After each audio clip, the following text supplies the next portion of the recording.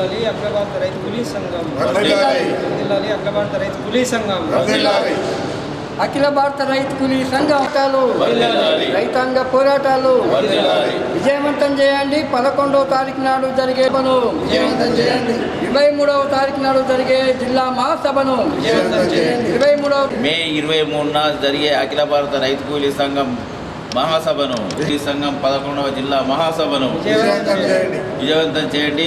AKMS జిల్లా 11వ మహాసభను అఖిల భారత రైతు కూలీ సంఘం జిల్లా 11వ మహాసభను మోపాల మండల కేంద్రంలో జరుపుకోబోతున్నాం.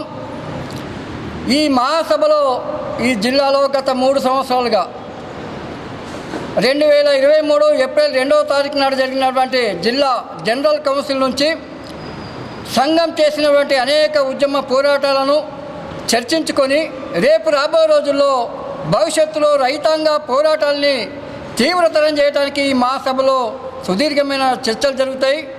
విధానపరమైనటువంటి నిర్ణయాలని కూడా ఆ సభలో మేము తీసుకోబోతున్నాం.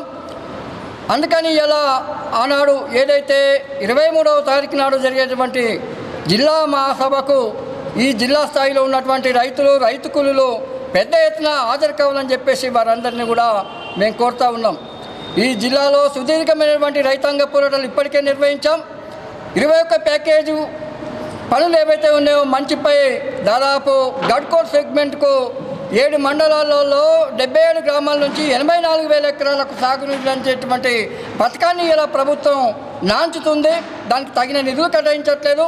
అదే కాకుండా జిల్లాలో ఉన్నటువంటి చక్కెర ఫ్యాక్టరీని తెప్పిస్తున్నటువంటి ఈ రేవంత్ రెడ్డి ప్రభుత్వం ఇచ్చినటువంటి హామీ కూడా గాలికి ఎగిరిపోతున్నటువంటి ఈ సందర్భంలో రైతాంగాన్ని తడుతున్నాం, లేపుతున్నాం. వాళ్ళందరినీ కూడా మరొక్కసారి ఉద్యమాల వైపు తీసుకురావడానికి కూడా ప్రయత్నం చేస్తున్నటువంటి సందర్భంలో ఈ సభలు మేము జరుపుకుంటున్నాం.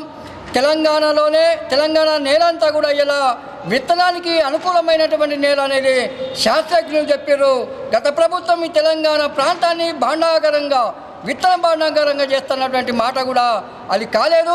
అందుకని తెలంగాణ విత్తన అభివృద్ధి సంస్థకు ఈ ప్రభుత్వం ఇవ్వవలసినటువంటి బకాయి పడ్డటువంటి 450 కోట్లు వెంటనే రిలీజ్ చేసి ఇలా రైతుల్ని నాణ్యమైన విత్తనాలు అందించి రైతులను ఆదుకోవాలని చెప్పేసి కూడా ఈ సందర్భంగా మేము చర్చ చేస్తున్నాం.